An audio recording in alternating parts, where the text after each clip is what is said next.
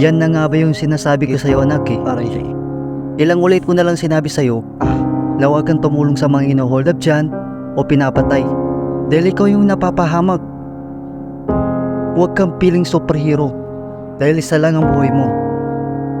Payong magulang lang, anak. Kumusta ka?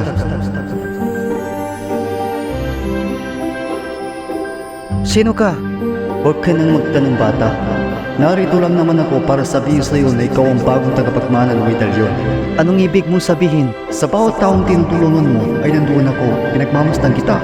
At dahil doon, ikaw ang napili kong bagong tagapagmana ng medalyon. Ito, nakikita mo ba ang medalyon na ito? Ang medalyon na ito ay hindi basta-basta medal lang ito dahil meron itong tanging kapangyarihan na kung saan iisipin mo lang na aapoy ang kamay mo ay aapoy na. Talaga?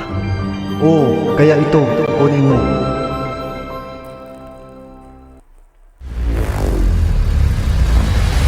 Kaya simula ngayong Marso, Samot-sari man ang hamon ay walang inatasan. Makasampilat ang mga sugat ng mga laban kong nilampasan.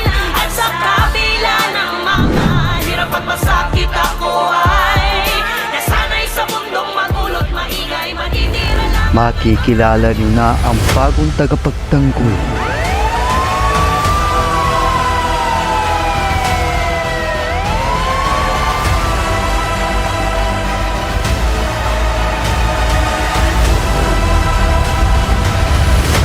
Tagapagligtas.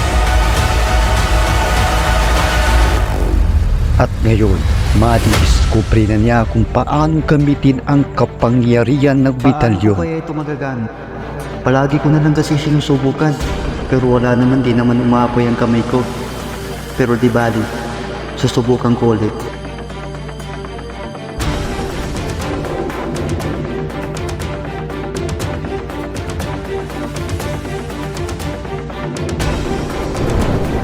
Ayun, sa wakas, nakuha ko na kung paano gamitin.